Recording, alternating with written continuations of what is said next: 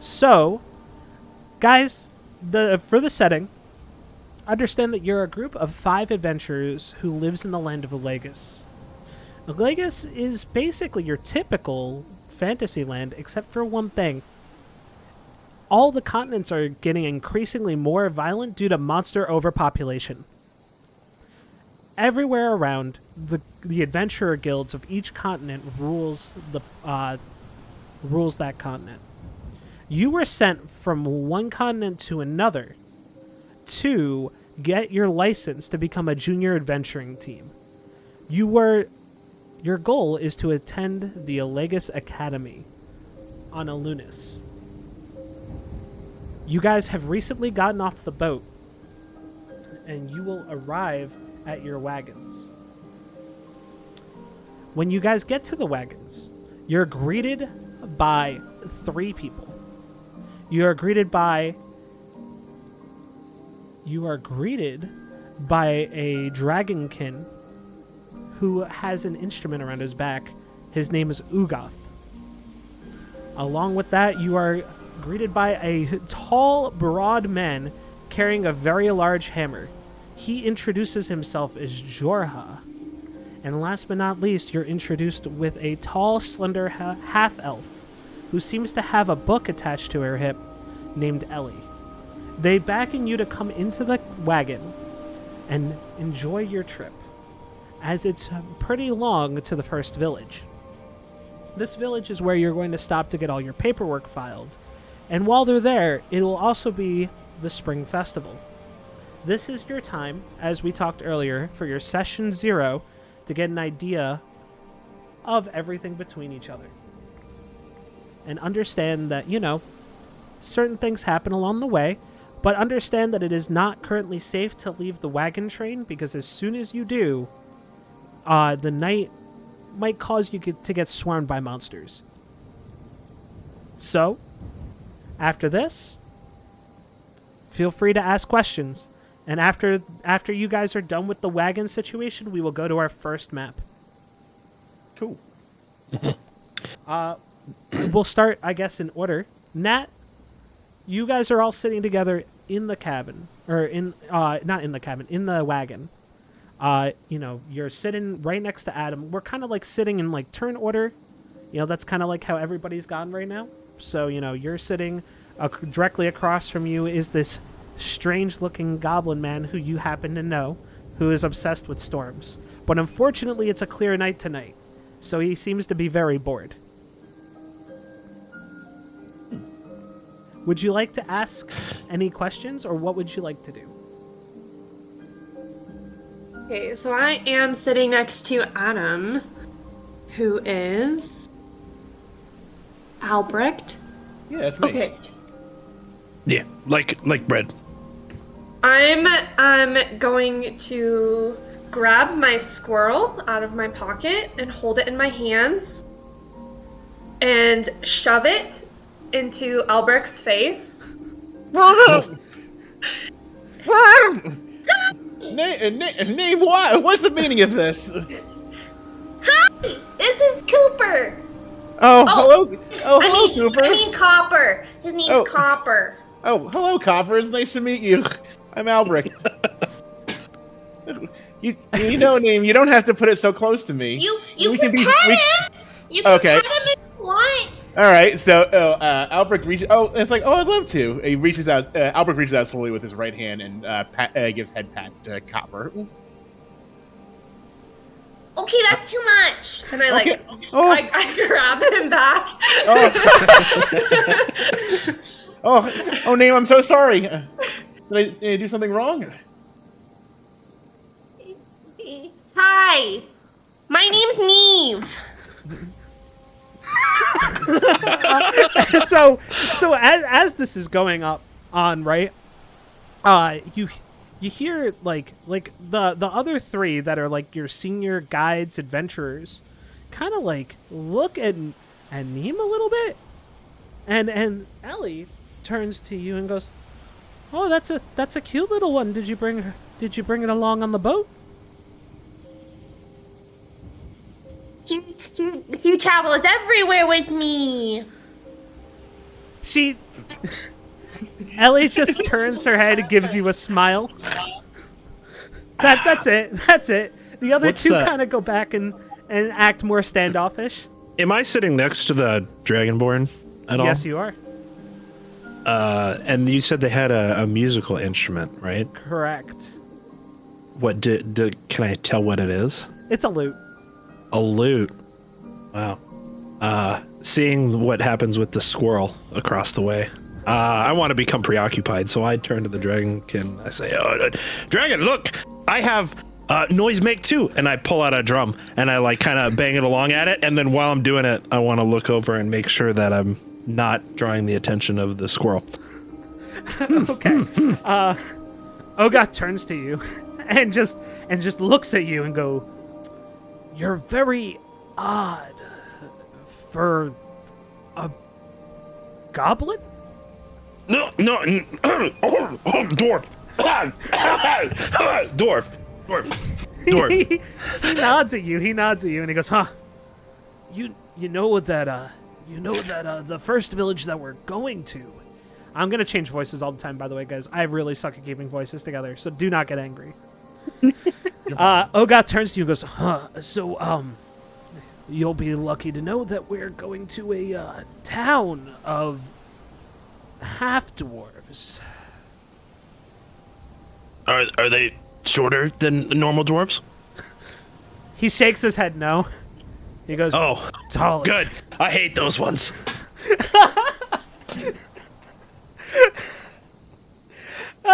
So Ogoth just nods, and Ogoth puts like very gently puts his hand on top of your hands as you like try to like drum to just get you to stop. What? You know when like What? little kids are like banging on something, What? and one of the ways to stop a little kid from doing something is just to put light pressure. What?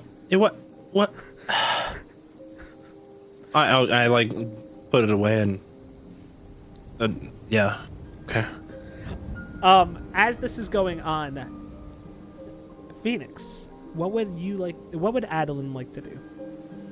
Addilyn is just sitting there in the cart, kind of fidgeting with her supplies, kind of minding her own business, but looks up when, what's Furiously's? Jazz. When Shaz starts Shazafraz. saying he's a dwarf. And she doesn't say anything, but she like looks up and raises an eyebrow, looks at him curiously, and then shakes her head and goes back to just kind of like fidgeting around with like her tools, like just making sure that all of the tools are in their rightful place and everything's in proper order. And then from there, finally, Omega, what would Momo like to do while this is going on? Momo is very much a wallflower, so she's sitting very prim and proper with both legs very nice and neat in front of her and both hands sort of tucked on her knees as she just watches, and she is very firmly attempting to understand what is going on, but she also has no clue how she has gotten here. But she's not going to let everybody know. That's okay. As this is going on, we will have so Jorah gets up from his seat and proceeds to take the empty spot next to Momo, looking at Addilyn and Momo and going, "Huh, you guys are new to this island, aren't you?"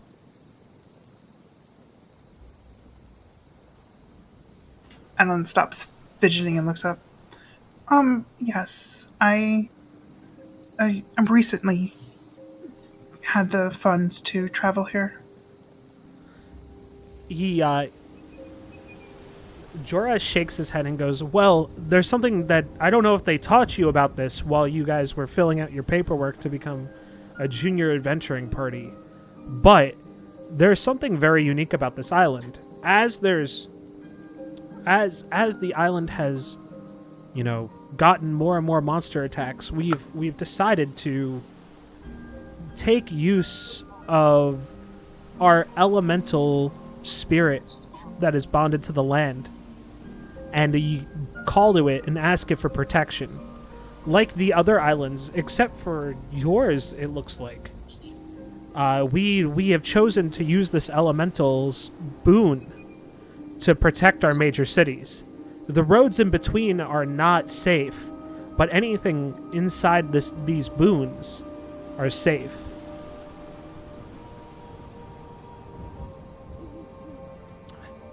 He turns to Momoe, and he goes, I've never really seen your type on this island before.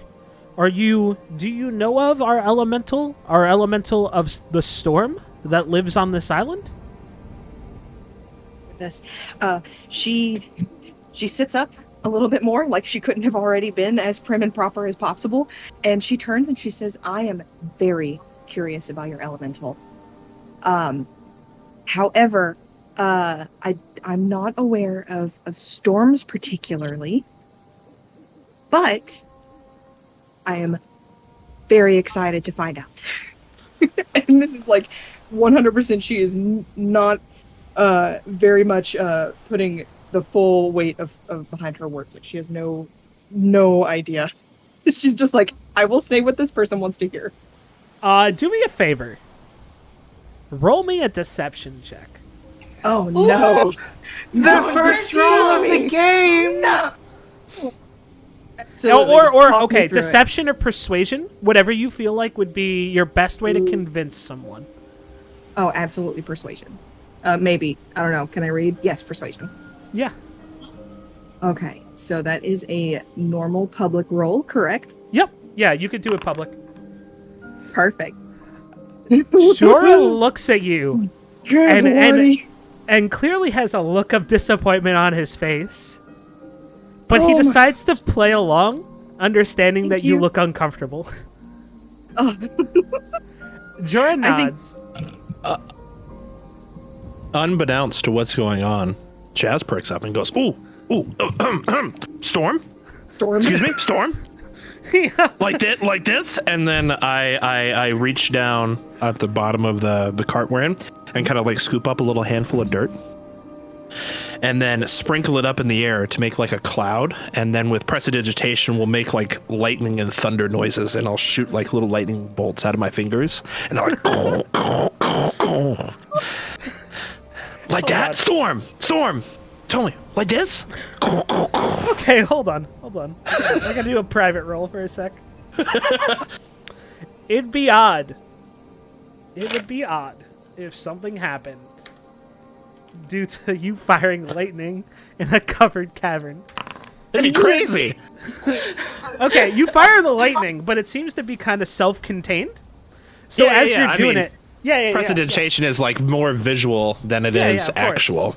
Yeah, of course. So, what happens is that, like, Jorah, like, nods and goes, huh, that's a type of magic we don't see that often around here.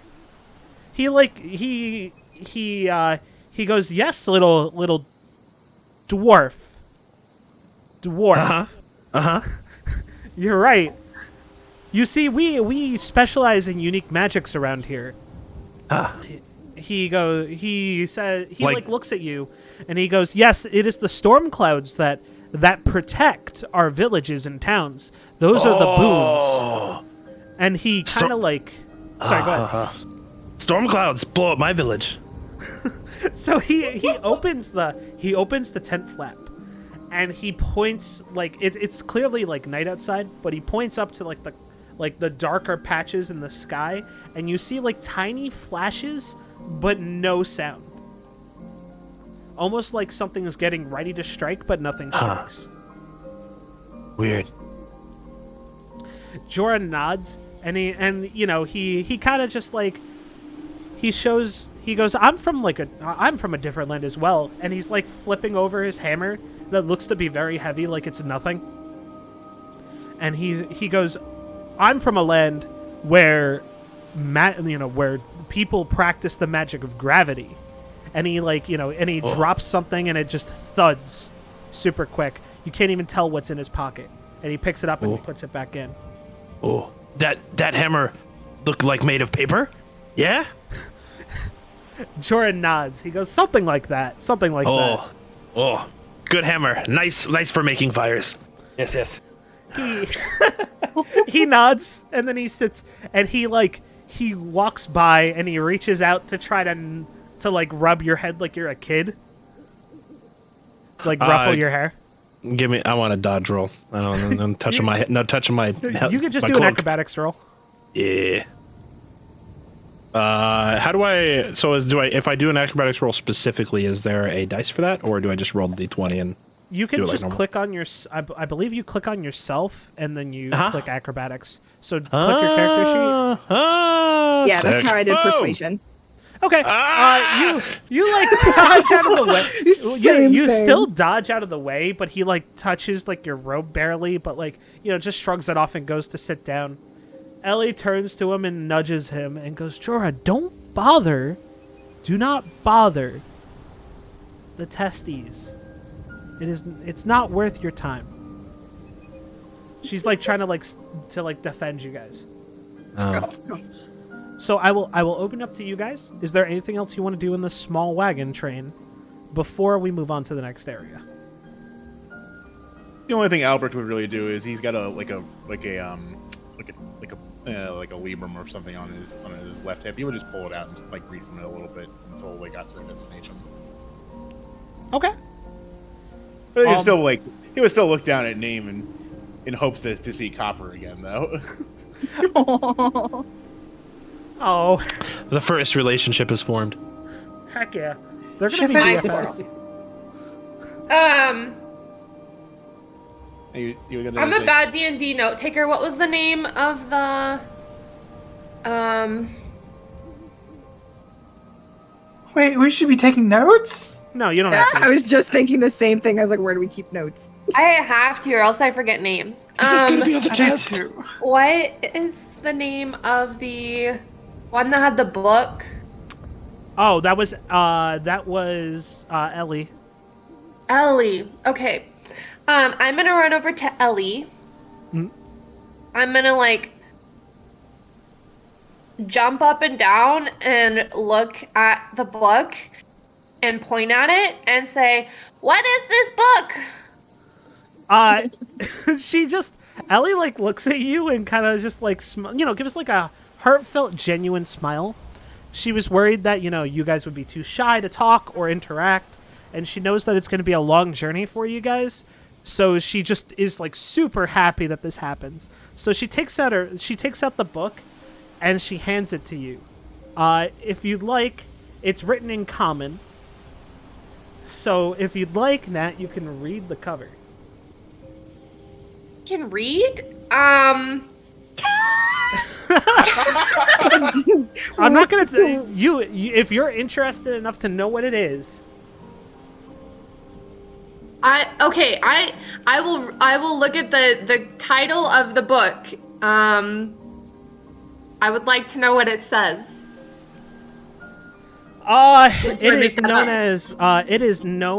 It says Lovely Lovely Paradise, a romance novel. My eyes are gonna go really big. Reads romance novels. My eyes are gonna go really big, and I'm gonna clutch the book close, and I'm gonna be like, "Can I have this?" Oh no!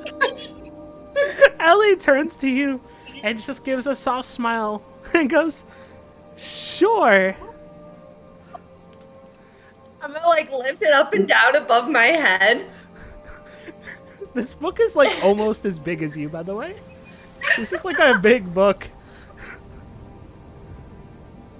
And I'm gonna go sit back down next to Albrecht and just start reading it. Okay. All right, so now we're both reading together. A little book club going. Yes. If you look at Ellie, she reaches into her bag and pulls out Lovely Lovely Paradise 2. Hold on. Before we move further, Yeah. wow. Albrecht, while he's reading his Librum, wants to take it, kind of shifts his eyes down into the book that Niamh's reading. Can I discern anything that's on those pages? Roll a perception check. All right. Is it a picture book? No. I don't believe so. Do you know? Have you ever You been gotta to pay a, extra for that. Yeah. Did you ever go to a? Have you ever been in like the grocery store and gone down the book aisle and you see the romance novels of like the woman being like rescued by the muscular man? Yes. Void. I know what these books are. Yes. Okay. Well, that's what I'm saying. Like, I just to give it, like, it's like one of those really thick paperback books, and it is definitely not a picture book. Okay. Great. Oh, I made my roll. all right. Nat, do you just Oh open straight my up, or do you go gosh. to a random page? No, I'm reading from the beginning. Adam, Already you in read. it. You read.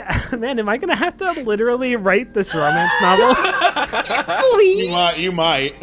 Oh my goodness. So what happens is. Cliff notes. Is she reading it Oh out my loud? Do you want? Oh, I guess that's a Read good it out question loud. for Nat. Nat, are you reading out loud? I feel like I would read it out loud. Okay, so you read along with Nat, and it's something along the lines of, it talks about the lonely maiden missing her husband as she is on the beach. She takes care of her horse on the beach every single day because it is the same stallion that her husband rode in to rescue her from the tower. Would you like me to go further, or are we good? Albrecht kind of like, gives a little smile and then goes back to reading his book. Because all romance novels need towers, shirtless men, and stallions, right? Yeah. Absolutely. And he said, before he does that, he says, I see what you got there. I love a good love story. So what happens is that after all this, right? I guess we'll give last rights to anybody that wants to do anything before we move the story forward. Phoenix, would you like to do anything else? No, she's not really going to do anything else. However, I did find a spot that I can put NPCs. Now, Oh, can you heck DM me the NPCs? I can just send you the name of people after this if you need. Yes. I only remember the one because I'm not writing anything down right now. It's okay. We got Ellie, Ugoth, and Dragon. Well, Dragon. Goth is the dragon. Oh, oops. Oh, well. There's the one with the hammer. I believe the Jorah. the male is Jorah, yeah. Paper hammer? Paper hammer. So Paper hammer. as you I guess Furious, any other things, or Mega, any last things before we move on? Momo is enthralled with the reading of this book. Heck yeah. Are we going towards or away from the flashy lights in the sky? We're going towards the flashy lights in the sky. Ooh, I'm posted up where I'm watching them. Easy. Okay. Goodness. And then as this is happening, Omega, Momo starts to feel very lightheaded. Fantastic. Nap time. And in that moment, you pass out. Love it. Omega, Momo is shown a vision of stuff that I have talked to you about art-wise. Correct. And your deity speaks to you. And as it explains to you, it responds with, it finishes the last little bit by saying, "Do not change fate." Cryptic. I love it. Alrighty. You guys come up and roll up into the village of Ironhammer. Let us move into it right now. As this happens, Ugoth turns to Momo and goes, "Oh, you're finally awake. Welcome to the village of Ironhammer." Did it do a slow pan and like the text Yes. of Song of Creation came up Yes. as well? Please. Welcome to the Song of Creation. Friends. You're finally awake. Ellie, Jorah, and Ugoth lead ahead, and they basically turn to y'all and go, and Ellie goes, "Don't worry, little ones. You can all explore to your heart's content, but do not go too far. because the boon only protects to the barriers of the town and the forest along with it. Understand that the elemental boon will keep you safe, but it will not keep you safe from other creatures entering the town, such as the Fae, as they do. She says, do not step into any unknown shadows, and understand that today is the day of the spring harvest, so thus the festival will happen soon. I will explain to you more as it happens, but please understand that things may not always be as what they seem. Ellie kind of starts walking forward. Oops, I clicked the wrong thing. Can you guys tell? Right. Yes. When she says something about like things may not be what they seem, Addilyn so looks at Shaz. Yeah, and while she's talking about like not being on the shadows and stuff, can I like scoot over and take a look under this bush next to us real quick? Sure. You look inside the bush. Yeah. It is most. Do a perception check for me, Furious. Oh. Inside the bush was Shaz. Hit me. Ooh, 18. Okay. You notice something very peculiar when you walk into the bush. You notice that the border, which we'll say for the time being is the map border, right? You notice you get a tingly feeling while you're standing inside the border, almost like a faint hum. Have I felt a tingle like this before? Yeah, it actually seems to remind you a lot from that time that you got electrocuted. I like this place. But it doesn't seem to harm you. No, I don't like this place. Never mind. You walk forward, or you see Ellie walk forward, and as Ellie walks forward, Ugoth goes, who knows, maybe they may even be taken by the Fae. As he's saying that, Jorah hits him, and they walk forward.